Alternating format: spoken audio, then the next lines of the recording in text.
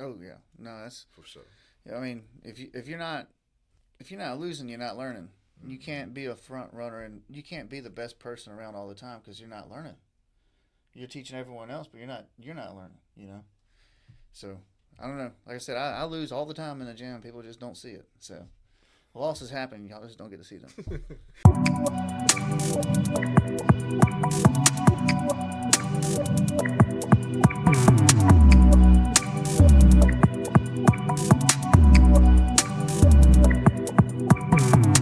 Initially, just to start things off, thank you for coming. You know Okay. what I'm saying? You didn't have to show love, but I appreciate it. Respect, man. You're a real one for that.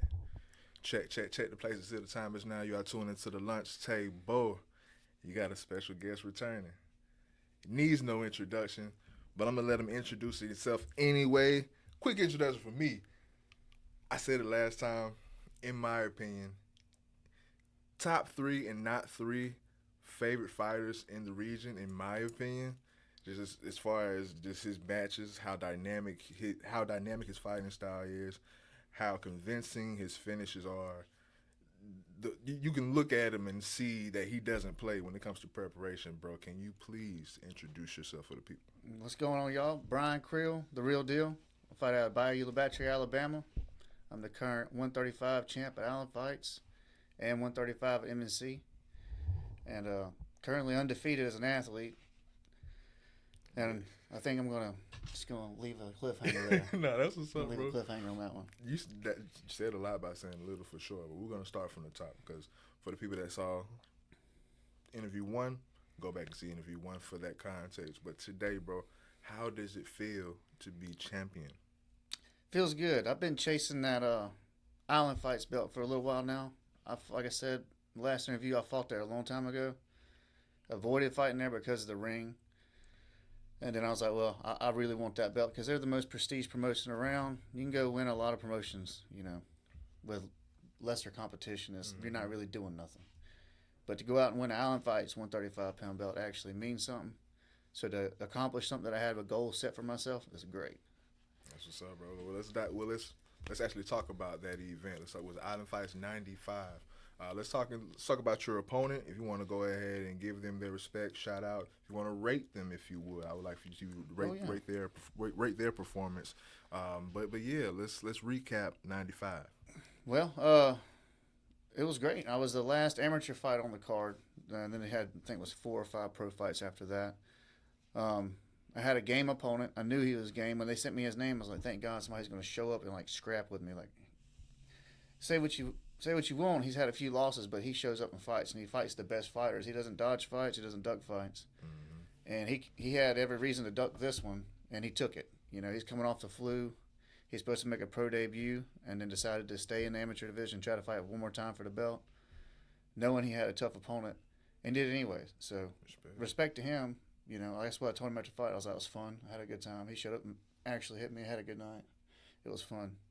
I made a lot of mistakes, but Such as. uh, well, in the beginning, I'm not sure exactly. I've watched the fight back a few times, but I hurt my hand almost immediately. Mm, When he's in the back warming up, the gloves they had this time were different, and I don't know what it was, but when I was in the back warming up hitting mitts, I even told my coach, I was like, man, I feel like if I actually throw this thing hard enough, I might break my hand. Like this, like kind of hurts. And my hands were wrapped, but just I don't know. I was hitting the thing, and I was like, man, I'm not trusting this right now, but we're gonna use it. And then almost immediately, like I felt like bam, and my hand was, I felt pain, obviously, and I was like, what the hell is going on? And then it started going numb. So I was like, well, we're just gonna keep using it at this point. But it kind of really discouraged me wanting to sit back and try to like trade normally because I was like, well, I don't, I don't know how long this is gonna last if I keep chunking it at him. Like so I had to do something different. So I stayed real tight. and that's your dominant hand, right? Yeah, I'm right-handed, so it was my power hand, and I kept throwing it anyways. But Ah, that's what I was gonna say. Like, yeah, was it the adrenaline that just kept you in, or did you feel that shit every time you threw it? well, I felt it for a little while, but like I said, it kind of went numb at a certain point. So I was kind of like, well, it still hurt, but it wasn't like the initial like, ow, that hurts. Like I don't know. It's like if you hit your shin real hard, it's like, oh shit, that hurts. But Mm, it kind of goes numb. The pain kind of dulls out. yeah. But I broke a couple fingers. Yeah. I broke a couple fingers, and they went numb initially. Mm-hmm. I didn't feel it. I was able to pop them back, but then like a few minutes later, like worst pain in the world. So I'm like, Yeah. nah. Once time go by, I'm imagining you want to get the fuck up out of there. I never quit using. I think that's probably what happened. Is because I kept touching him with it. Kept using. I mean, if it's attached, you got to keep using it. You know what I mean, if it falls off, I'm gonna pick it up and hit him with it. Mm-hmm. I'm fighting until the fight's over. You're gonna have to use all the weapons you got. But that, like I said, that kind of discouraged my stand up a little bit. I remember I registered and I was like, so I stayed tight. So I didn't really like the way my stand up was looking, but at the same time, I wasn't trying to unload it because I knew I was scared if I landed it from distance, it was gonna something bad was gonna happen. Because if it was already hurting, I was like, well. But you still finished them with that right? Yeah, I kept throwing it anyways, like I said, but from the ground position, it's Poor not. guy. Yeah, well, he took he did good. Like he landed on me. Like I said, he landed some good shots on me. I mean, none of them hurt. He landed some clean shots, and I watched him back and didn't realize like one of them landed like straight on my jaw, and I didn't even know it. But he hit me, and I just got to show that I can, like, instead of just going out there and not getting touched, like, you can hit me, that's fine. I get hit all the time. I think I told you last time, I get beat up all the time in training. But we're not saying we're waiting, but motherfuckers are anticipating for a motherfucker to actually connect and not have it feel like a mosquito. Yeah, I mean, like I said, now he gave me a little black eye. I had a little black eye, and but there's nothing was like painful or made me dizzy or nothing like that. So I mean, so that felt good, to get that out the way. But however, I shouldn't have done that. I should have been performing. If I had performed proper, that would have never happened. But I'm not gonna blame anything particularly. I'm gonna say that I wasn't as sharp as I should have been. When you say perform proper, did you have an initial game plan that you didn't go with? Yeah, I wanted to play. I wanted to actually stay a little longer because I knew he'd come blitzing at me. Because every fight he has, he comes with like a flurry of punches. It's gonna be 2 to 4 punches at a time. Right. So I was thinking he's gonna kick at my leg and try to stay distance and blitz in. So I figured, well, I'll just kind of slip and throw the right hand counter on the way in and go from there. That was literally the game plan. I was gonna throw the right hand whenever he's closing distance, and I didn't do that because I was like, well, if I throw this right hand, it's gonna be. I didn't want it to get any worse. I was worried about it getting worse. So you engaged first. Yeah, immediately when I moved around a little bit, left and right, and he didn't really do much. So I wanted to just get his anxiety up because if you watch some of those other fights, he'll come out, and as long as you let him front run, if you let him get off first, he's good. He's fluid. He's got his hands moving. He's gritty. But I figure if I go out there and stress him real quick, just come across there and just bully him a little bit, stress him out, it would make him gas. It's going to take anxiety's going to take over. So I was like, I'm gonna go out there and clinch him real quick, and I threw a couple right hands on the way in, just little cheap right hands. And when I got the body lock, took him down the first round. I knew that was stressing him. Like that's a lot, and for his previous fights, every time he'd get all stressed out, he'd gas. So I was like, well, I'm gonna attack that because I know that's an avenue to get him. If I get him wear out, there's no way he can beat me. So I did that, and he tried putting a triangle on me. And I just stood up with him. And I was going to slam him, but in my head I was like, if I slam him and he don't let go, this choke's going to be real tight. Because that's what happens a lot. Like if the slams go two ways. One, you slam and it really destroys your opponent. Or two, you slam down and it really tightens that choke up, and now you're stuck in a really tight choke and you're in a compromising position. So very compromising. So in the moment, I made the decision just to let him dismount because I knew he was going to let go. Ain't no way he's going to take that ride on purpose. So I gave him a chance, and he dismounted, which to me, I didn't have to put myself in a compromising position because, again, if I slam him and he holds on to that thing, that choke just got really tight. And why even give him a potential chance at choking me? So I made him make the decision, get off, and then we just re-engaged after that. If you can rate his performance, let's say A to F. Well, he's the best guy I fought. Word. Yeah, he's the best guy I fought. He's most well-rounded. He had better striking, and his grappling's okay. But I mean, I say well-rounded, and he's gritty too. Like I said, he's a fighter. The dude's a fighter. I mean, like I said, he's got some losses, but he's gonna show up and fight you. Much respect. Yeah, and I got nothing bad to say about him. I mean, I got nothing negative to say. No problem, ain't nothing. Yeah. And definitely we're not trying to draw anything Yeah. negative. I just really want to know what goes in your mind after a performance like that, after Yeah. a win like that. No, it's just no. Like I said, not there's nothing negative. Well, I say that because there's, like, if you ask me about it, because I'm going to tell you how I won and stuff. I ain't trying to, cut him down or nothing like that. But We want the real deal. yeah, I mean, you know what I'm saying? Like, but like I said, all respect to him. He showed up, he fought. But this is 4 MMA fights in a row. Well, yeah, I'll just say the 4 MMA fights I've done now. Every one of my opponents has quit. This one quit too. He asked the ref to stop it. That's why the stoppage looked weird, because he said, "All right, ref." He begged for the ref. But from our first conversation, you can, well, I doubt anything's changed. But if I can remember, making a man quit is the objective, is it not? Yeah. That's the goal. That's what I said. I don't want to talk bad about it because, again, respect to him. He fought me and we hung out and we talked afterwards. I got a picture with him after the fight. He's a cool dude. And I don't mean any disrespect by saying this, but I mean, yes, that's my goal, is to make somebody quit. And he quit. So that's when I left. I was like, aha, got him. Yeah. But that's just like a personal goal of mine. It's not against him. It's just personally, I want to make sure that person knew that they did not want to be in there no more. And that's what happened. So I like that. Yeah, like make it clear between the past and the real deal. Yeah, it's the competitor in you. It's nothing personal. It's just all competition. I can dig that. Yeah. Well, great segue. And this your interview, bro. Be transparent. You ain't gotta be PC, bro. Do you feel like you're the best in the region? At 35, yeah, in the amateur division. Now there's some good 35ers. Don't get me wrong.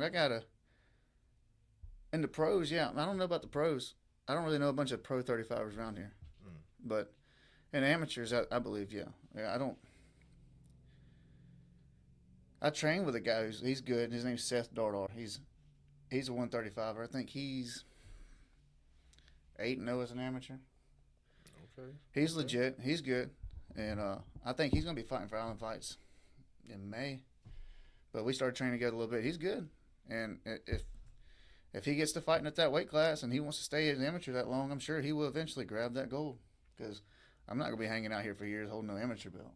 I'm not going to be 8-0 as an amateur. Good for him, but he's young. He's 24. So he's getting his reps in early. I know when he gets ready to turn, he's going to be probably 10-0 as an amateur, and he's going to go pro. Which is good for him, but I ain't got that kind of time.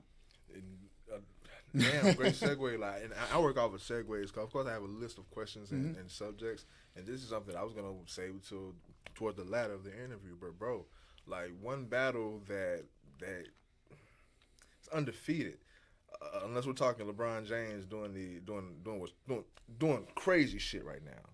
But Father Time, dog. Father Time is undefeated. You know what I'm saying? And you know what I'm saying? We're not getting any younger. No. Even though you're still in your prime, or you consider your prime, or what we consider your prime. But like I say, like who knows for how many years, man? Like the question I ask is, how long do you plan on staying an amateur? I think I'm done. So, like I told myself on this, like I said in the interview, I told myself I went out there and made it look easy. I'd have no problem turning pro. And I went out there and I by far had my worst performance I've ever had. And I mean You still made him quit. No, I mean I won, but that's my worst performance. I've never fought that bad in my life. And you can ask my coach; he'd be like, "Yeah, you sucked." So I mean, it ain't it wasn't horrible. I mean, he did some things that were smart, and things that made it look weird was because he was doing certain things. Again, with the ring, he'd pull his hips away and try to go through the ropes so that he could get a reset. At one point, he did fall through the ropes. So, like, I was trying to hit the body lock on him. In a cage, you can't suck your hips away. So, if I get my hips to your hips when I got the body lock, I'm going to get the takedown every time. Right. But in the cage, he kept trying to back his ass out of the cage, which made it hard to get the body. It was smart. It's a smart tactic. That's one reason why I've avoided fighting inside the ring, because of that exact issue. And he did it. I was like, so you prefer a cage? Oh, yeah. A lot of people say they prefer, well, if you want to... I guess it depends on who you're fighting. Yeah, like, I like to grapple and stuff like that. I like to clinch fight. So the cage is an awesome tool to have, especially for grappling. Now, if you want to keep it standing, you want to be in a ring. It's tactically an advantage to be in a ring if you want to strike. If you want to get grappling involved, the cage is a very helpful tool. Yeah, I definitely heard that from a striker say they appreciated doing that in the ring. Mm. But yeah, you spoke on them, and this segment, Sugar Rush. Yeah, Shout out Sugar Rush, man. yeah, man. We still killing it over there. Uh, we just had before I fought. I think it was shoot 3 weeks before that. We had another guy fight a heavyweight guy. He's now 3-0. He's got two fastest knockouts at two of the fastest knockouts over at Gulf Coast Gloves. I'm sure his next fight, whenever it may be, he's probably gonna be fighting for their heavyweight title. If not, I don't know who they're gonna put in there because nobody else has had that kind of performances. So Right. I'm jockeying for him to get it. He got to get his ass in shape, but that boy's got talent. For sure. And then for sure. we'll see when the next competition is. We're not exactly. I don't think we have anybody booked right now, but we do got big things coming for the gym. We got a new location that's 3 times the size one we had previously. So we're about to have a full size boxing ring, a full size cage, and an open mat area and a weightlifting facility all in one roof, That's a blessing. indoors. So That's a big blessing. things coming to the gym. The gym's changing. The gym's growing. Things are moving upwards as they should. So yeah, it's going to be a big deal when we get all that finished up. It's going to be a very nice facility. And it's going to have everything we need to have the maximum amount of training we need. All under one roof too. Again, and there'll be plenty of room to have other gyms come down and cross train just like we do already, but with a bigger facility. So I'm excited for that. And the donut's still hitting. Yes, sir. Yes, sir. And definitely, you knocked a question that I had out of the park during what you just explained. Because I was gonna ask, was there other than yourself a rising star out of Sugar Rush that we needed to keep our eyes on? But you said your boy. Is it somebody else? Damian Mooney, that's the one I'm talking about. He's a heavyweight right now. I think he's gonna end up at 205 by the time we get him in shape and get him, because he wants to do MMA. So now he's working his grappling. He's going to develop that, and then we'll get him ready for MMA fight because his hands are there for MMA. Let's get his wrestling and jiu-jitsu, get that a little better. And he's going to be a handful because he's a southpaw and he hits like a truck. So I don't want to get hit. I don't want to get hit with the little gloves with him. That sucks training with big gloves. If you can give a message to your coach, what would it be? Thank you. That's probably it. Yeah, thanks. Appreciate it. And forward. We're moving forward. And we've developed a culture down there at the gym that's, it's become more of a gritty grind. Like there's not going to be any easy days in the gym. I don't care who you are. If you're the top athlete in the gym or the worst athlete in the gym, you're all going to have a hard day. And that's the correct mindset and culture you're supposed to have when you're trying to develop fighters. We can have hobbyists here and there, but he's really focused and dialed in on the fighting aspect and making sure we keep that fight mentality, especially when we're training. Not trying to kill each other when we're hitting each other, but make sure we're training and going the max we can put out without killing ourselves, obviously, but keeping that mentality of that, try to win every round, compete with each other, but don't try to kill each other. And he keeps that ironed in our brains really thorough, because I'm sure you can imagine, two guys that are competitive that fight every now and then and get a little spicy by accident, and he makes sure to mitigate that and keep things at the calm level, I'll say. Yeah, so, even though it's practice, technically you can still consider a winner or loser. Yeah, you're trying to. No one wants to lose. Yeah. I mean, that's the thing. You're all dirty, rotten competitors. Nobody wants to be the loser. So trying to take that as humbly as you can, and allowing yourself to train. Like, I guess he'll say he'll put you in a situation where you're not going to win it. You're going to lose this, and he'll put you in those positions after you're dog tired. Put somebody on, just put you in a compromised position. Knowing, that's smart. Yeah, knowing you're not gonna get it, but you can't tell me that because I'm gonna get it. But he knows I'm not gonna get it. But just to force that struggle out of you, that's like something he's really developed. Yeah, and it's hard for some people. Nah, definitely. Like back in high school, I'm not gonna say the coach's name, but one of my football coaches, he didn't say it to me. He said it to the whole team. We suffered our first loss. It was the first loss for me because my first year I went undefeated as a freshman or whatever. and then I get to the next team, and we lose. And I took it hard. I didn't never lost before, but and everybody was going crazy. And long story short, that's when I learned, because the quote was, "A true man is what." It's so long ago, but when it comes to a real man, like, you learn who you are when you're tested with adversity. You know what I'm saying? So you need that adversity to reveal your true potential. Yeah. Basically, so like, so verbatim, it was like a true man is tested or revealed when he's tested with adversity, some shit like that. Oh yeah. But yeah, I value that, and thank God that I understood that at that age. It's like, okay, nah. This loss is gonna prepare us to be better. Oh yeah. No, that's For sure. Yeah, I mean, if you're not losing, you're not learning. You can't be a front runner, and you can't be the best person around all the time because you're not learning. You're teaching everyone else, but you're not learning. You know. So I don't know. Like I said, I lose all the time in the gym. People just don't see it. So losses happen. Y'all just don't get to see them. For sure. So you say you fight at 135. Is that your walk around weight? No, hell no. How? Okay. Two-part. I didn't say two-part question. This is a few-part question to make the whole just talking segment. I'm going to speak about just cuts, training and cuts. Tell me, or give me your regimen or your strategy of cutting.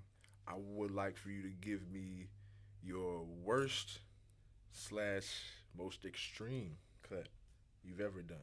Like, towards the latter of that explanation. Yeah. No, going into this fight, I hired a nutritionist. Pena Performance. Highly recommend to anybody who plans on fighting and cutting weight. Get with that dude. Follow what he tells you, and I swear to God, it is insane. I mean, I had my own methods of cutting weight that I had to kind of learn from some guys at UFC. Some of them were old school methods. You know, I thought I had it figured out. You know, I thought, I was making it happen, so I figured I had it. But he reached out to me on Instagram, and I got to looking through his stuff, and he's the same guy who he did Kayla Harrison's weight cut to get the 135. I don't know if you know who that is, but she's a massive female champ in UFC now. I'll have to look it up. She's huge for a woman, and she made 135. He did Dustin Poirier's nutrition. He works for a bunch of athletes, American Top Team. He's always flying around a bunch of athletes. He's legit. But anyhow, I hired him, and he put me on a meal plan program, and he had me down my calories. He counted my macros, everything. And he sent me food lists that I can pick from, and I ate 4 times a day. When I first started with him, I was like, man, I don't know if I can eat this much food. Like, I'm trying to lose weight. And I was like, I don't know. I'm eating all this, I'm going to get huge. But I did what he told me to do, and I ate 4 times a day. And I've been down, and start losing weight. And then as it got close, we kind of pulled my portions down. I ate 4 times a day up until 2 days before my fight.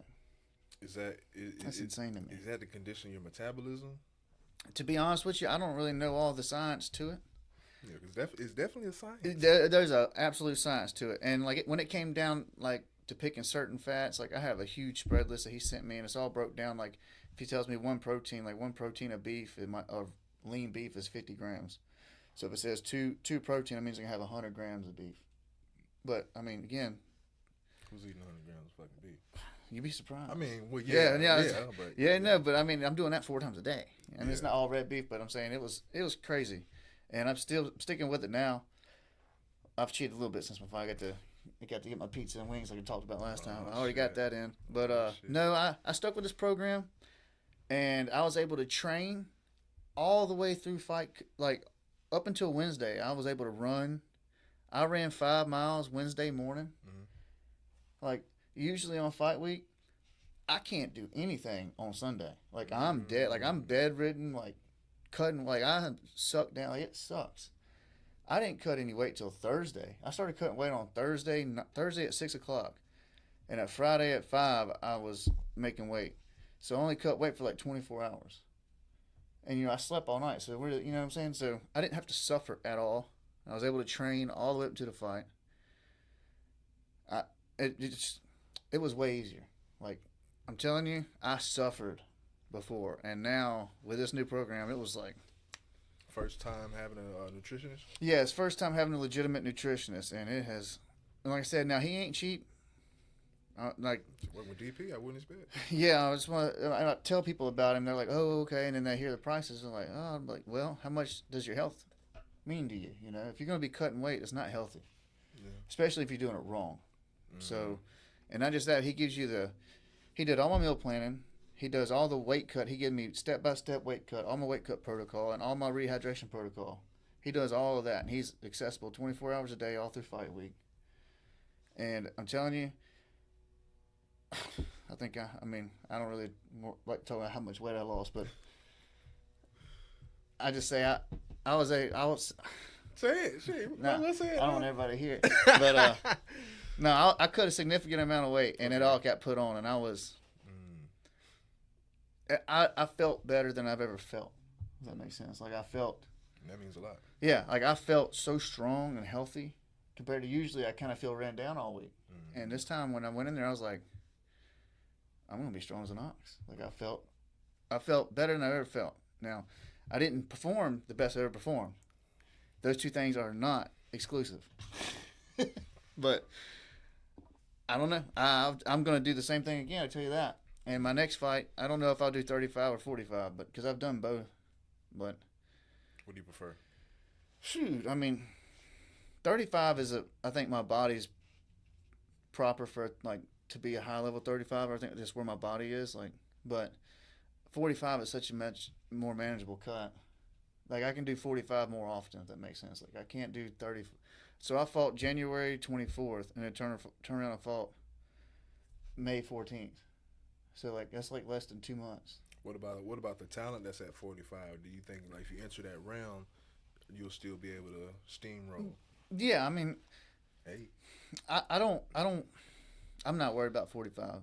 The only, not right now. Like, not at this level. Because I'm not walking in there at 145 pounds.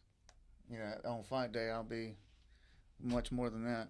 But to be, if you're going to try and go to a better level, you know what I'm saying? I think I should stay at 35. But at the beginning of my pro, like if I turn around and fight 4 or 5 times a year, I can make 45 cuts pretty quick. So, and if I can stay healthy, then that's what I'm going to do. But if I get a good signing with a decent promotion, I'm going to sign at 35 because that's the most advantageous for me. Nothing wrong with that. Nothing wrong with that. Get your paper. Yeah. But like we spoke on the nutritionist and we spoke on the healthy the cuts the good cuts. Mm-hmm. Now let's speak on your worst cuts or the most extreme cuts that you've done. Well, I'd say this I one. seen you in a sleeping bag. Yeah, now The hoodie. that's how I did this one, and to be honest, I think this is the most. This I went into the ring the biggest I've ever went in. This time, like this is the biggest I've ever been going into the ring ever by 5 or 6 pounds, and then so this is the biggest cut I've ever done. Like most drastic in the least amount of time, but it was also, in my opinion, the easiest one I've done. So there's that. But the first one I did, that sucked because that's when I was trying to figure it out, and I had to cut 13 pounds in one day. What? Yeah, wow. And that was when I was doing it wrong. So like to get them 13 pounds out wrong was miserable. Now I can get 13 pounds out the other day, no problem. Put me on game. Shoot, it's prep. Now it's a lot of it's water. You know, it's not you chewing some fat, but a lot of it's water. 99.9% of it's gonna be water. But yeah, the first one I did was miserable. That sucked. I thought I was gonna die. This one right here, I felt you couldn't wait. It's not gonna be. It's not fun, but I'm never going back to. I'm not changing how I just did it. This is awesome. That's what's up. Yeah, That's what's up. very happy. So, in wanting to be great at anything, it takes more than what it takes more time, more attention, more effort than what normal people may put into things that interest them. Can you speak on some sacrifices that you have made or sacrifices that you have to make to follow this dream? Yeah, lots of them. We'll start with health. Obviously, with combat sports comes injuries. So nobody gets out of this sport without an injury. I mean, you might not have got it yet, but you'll get it. It's coming. So dealing with injuries, working through. I had a pretty significant injury that took me almost 2 years to get back from. And, you know, I worked through it, kept grinding, stuck with it. You know, I'm back and I'm moving, but health being number one because you only get one body, and how many times you willing to break it to chase your dreams. But I say that's the biggest thing. And then I've never really been a big partier, anyways. So like, I don't get out and socialize with like a lot of people go out and go to bars or hang out with friends. I don't do any of that. I go to the gym, I go home. So, or I go out on a boat, which is by myself or with the family. But I don't have a big like. I don't go out and socialize with a lot of people. I kind of give that up. And my health. That's the two biggest things. I'm not the most socially, and you gotta watch your health. I can do that. So of course, this is our second sit down, second interview. Did you get any type of feedback from the first interview? Yeah, I got told that I was more comfortable than what they thought I was going to be, and that it kind of flowed. So that to me, I mean, it ain't just it's a dance here. It's two of us doing this.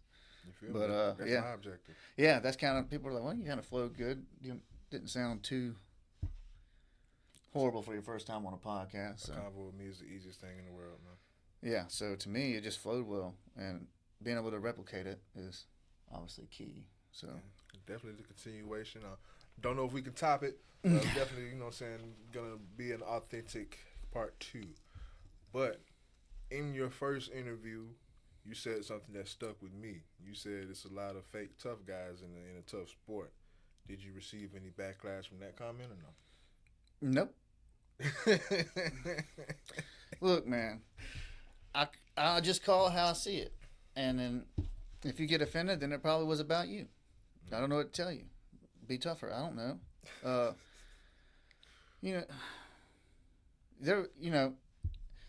I came in here last time, had an interview after the fight, and I told you I'm fighting for that belt, and I don't care who they put across that. I'm like, that's my belt.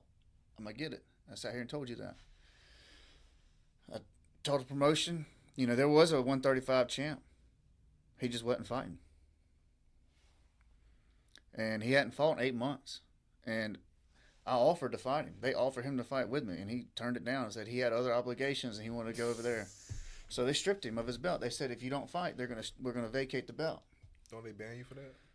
Can they ban you? Well, I'm sure. Yeah, they can ban anybody they want. But I mean, at the end of the day, if you're the champ and you have the belt and you want to keep the belt, you have to defend the belt, right? Right. So whenever somebody comes knocking for the belt and you ain't fought in 8 months and you turn the fight down and want to go fight somewhere else, they're gonna strip you. Yeah, get that up, baby. Yeah, I mean, it is what it is. Just like me, if I'm down for a little while with his hand and I can't defend my belt and they want to take it, then so be it. That's part of the sport, That's how it goes. So for sure. He sat there and turned the fight down. And then once the fight got made with me and Hunter, he wanted to get on there and say he'll be there to watch. And I told him it'd be nice to have a new fan. And he got on there talking about how he's the champ. And then after I won, he wanted to go out and say it was a fake title fight, So I got on there and told him, I was like, look, you turned the fight down. We offered you to fight. Not people calling you paper champ. Yeah, and then I even offered him to fight online. I was like, look, fight me in Mobile. I'll just fight you there. And he turned it down. Let's go to the backyard. What you want to do? Shit. I mean, I get it, but and he's a talented fighter. He's 8-2. Yeah. Alex Riley, he's a talented little fighter. Oh, Alex Riley, he came here to interview with you. That's my dog. Yeah. Oh, we talking about A-Rod? Yeah. A-Rod? Oh, damn. Yeah. He like I said, I got nothing bad to say about him, but that's my dog. He had nothing bad to say about him. Like I said, he's a talented fighter, but I just thought that was kind of crappy to turn the fight down and then go out and call it fake. You got to back it up. That is what it is. Yeah. Let's move on. Yeah, I ain't trying. I ain't starting no bad blood. I'm just, but that's a true statement. Yeah. I mean, you ask him, that's a true statement. No. Yeah. I'm not gonna say I'm not gonna say I disagree with anything that you said, but I ain't gonna love my dog. No, that's fine. Ain't nothing wrong with that. Ain't nothing wrong with that. And like I told him on the internet, we're 135ers. It's a small community. Yeah. We're gonna cross paths eventually. That's just part of the sport. So it is what it is. But that was it. That was Yeah, because his fight against Colin Goodman was crazy, and then Colin's last fight was Justin Schaefer. Yeah, and Colin Goodman broke his hand and came back and fought already. Yeah, and man. He still hasn't defended his belt. So they stripped him. Like I said, and it's not because he's not a good fighter. He's a talented fighter. He's 8-2 as an amateur. He probably should go pro at this point. I mean, he's talented. I even told him that on the internet. Yeah, I was looking forward to fighting him because I think that's a good, fun fight. But I fought Hunter because he beat Hunter and got the belt. So I went and fought Hunter again. So we beat the same guy to get the belt. Both got to finish in the second round too. But yeah. When it comes to you, I don't know. First time I'm asking this, I don't know if it's something that a fighter would like to disclose because it may just add more for the scouting report or for anyone doing homework on you. Mm-hmm. But do you have like a favorite combo? Nah. No. My first time winging that question. I never asked that. No, before. I mean that's a valid question. Now, if I was boxing, I'd have one. But MMA, no, because there's so many different variables that can happen. Like if somebody throws a kick when they're breaking a distance, well, that's changing whatever combo I plan on throwing because now that's a different setup. But for boxing, yeah, there's a few that I like because I'm smooth with them. They feel nice. Yeah, I like a left hook to the body in boxing. Okay. And MMA, it's kind of risky to throw it. If you dip off. Oh yeah, you got you leave a lot exposed. But I like that. That's like one of my favorite. When I'm boxing, that left hook to the body. Yeah, that's the money. But yeah, we spoke. You touched a little on it earlier with the pizza and the wings. Now I wanted to officially just see where you are with the food. 2-part question. For one, listening to you and your nutritionist and how you say you're maintaining it for the most part. I don't know what your post fight meal was, but if you can give us some insight on what you eat, like what's your post fight meal, what's your comfort meal after the fight, and then just in general, what's your favorite food? I'm trying to think. What did I have post fight? Oh, well, this time the only thing open after this fight was Waffle House. So I went to Waffle House and it was like the land of the drunks. It was an awesome adventure this time. But no, I like a good steak. Like I went to Texas Roadhouse. I like Texas Roadhouse a lot. I like them rolls, man. Them rolls hit. That little honey butter, whatever it is they have in there, is good. Mm-hmm. But my favorite, I don't know. I like steak, so I don't know. Maybe a good steak. I like good steak, but I like pizza and wings, and I'm gonna get all that too. But it's like if I have to go sit down and have a meal, it's gonna be either a good steak and potatoes or sushi. Like if I'm having like what I consider good food. What's your favorite sushi roll? Oh God. You sound like me, bro. Yeah, I don't know. I tell you what, I tell you what I don't like. Okay. I don't like hot sushi rolls. So I like them all. Yeah, I'm not a fan of the hot ones. I don't even like the tempura, like the crunchy. Like I like raw. Now I feel like the tempura and those and even the California roll, that's for like people that are stepping their toe into the sushi. Yeah. That's beginners. Beginner shit. Yeah. No, I like it raw. Yeah, like I don't go below a volcano roll. Yeah. That's fair enough. Yeah, I don't go below a volcano roll. What's that place down here in downtown Pensacola? It's right there in the square. It's not far from Lucid. Dharma Blue. Not there. Dude, they got good sushi. For our sushi, of course, we got Sushi Masa. I like Ichiban. Flounders is slept on. Flounders sushi is slept on. But yeah. Try that Dharma Blue. That's the best sushi here. I'm gonna go. I'll be wearing it. I'm telling you. Yeah, I might mess around and do a little review there, man. You know what I'm saying? It's good. James Brown. It's a little fancy in there, but I'm telling you, they got good sushi. I don't know. It's just a little fancy for me, but it's got good food. So yeah, I like steaks. Okay. I think a go-to meal is gonna be like a Texas Roadhouse or something like that, or going to McGuire's and fighting Pensacola.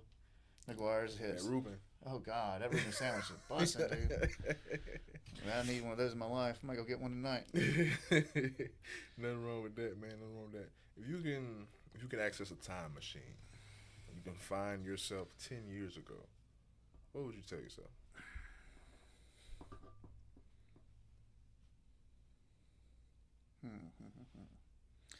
I would tell myself to invest all my money. Well, there's a few things you could do. 10 years ago, if you put it all in Bitcoin, I would have been rich last year. So yeah, that's probably what I tell myself is go back 10 years and put everything you can find in a Bitcoin and just wait until 2025 and sell it. Yeah, because the timing is everything. You got to tell yourself when to take it out. Yeah. Yeah, if I got that knowledge, 2025, sure. I'd be... Yeah. So, something like that. Yeah. The rest of it's all window dress. Money helps a lot. I don't really have a lot of regrets in between that, so, just go back and make some money. I can dig that. What's in store, man? I'm sorry. What's in store for you? Oh, hopefully the next fight will be in the fall, and that's going to be more than likely a professional bout at 135 or 145. Mm-hmm. Not really sure yet. Kind of just I'll play it by ear. If I get a decent opponent, that's probably whatever I'll take whatever they give me. And I think I'll be fighting the fall and try to squeeze two more in this year. If I can stay healthy, nothing breaks, let this hand heal. Get in the fall. I want to get two more. That'd be 4 fights this year because I've already fought twice. Because I'm about to move into a new house and I get married in July. Congrats. Thank you. And then that gives us time to get adjusted and the kids start school and get in a routine to where I can lock into a fight camp and actually buckle down, get the kids in school, and I can go to the gym and get my 2 days in, whatever I need to do. Mm. Speaking on, speaking on camp again. So we mentioned how you changed your nutritionist and how your diet was in reference to your cut. But as far as actual training camp, going into this last fight, were there any changes? No, not really. The biggest change came from the nutritionist. Like to me, being able to have the fuel every day, like my body was able to perform its best when it needed to perform every time I trained. So my training was better, more quality. I could go harder, longer. Like I could get a better training session in, actually get a lot more output. My meals were tailored to give myself energy at certain points of the day. Like it was, I'm telling you, it was down to it. Everything I had was regulated.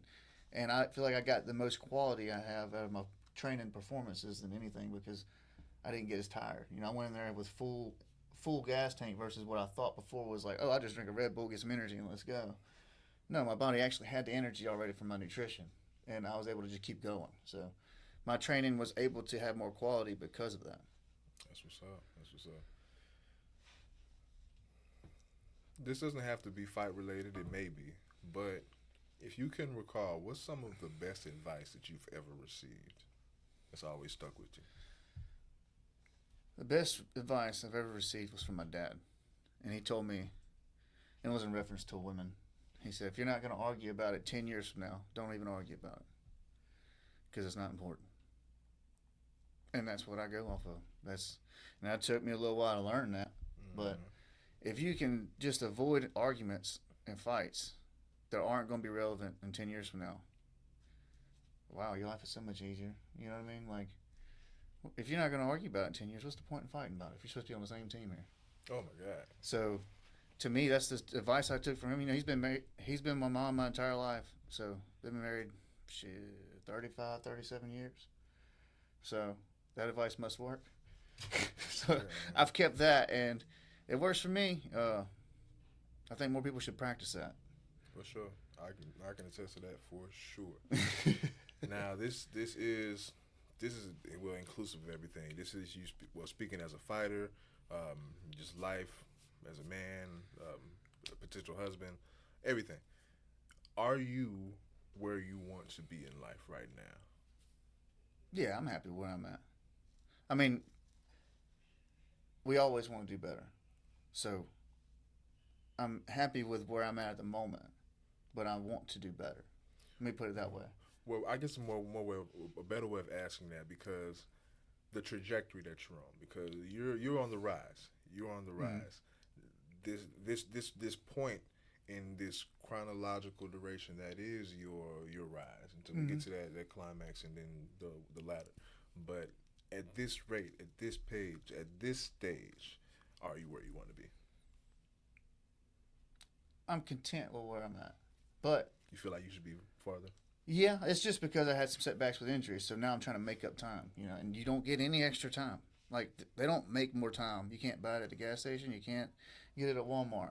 Once it's gone, it's gone. And like I said, I got started a little late, got injured, set me back even more. So I should have been in my perfect world. I should have been in this position 5 or 6 years ago.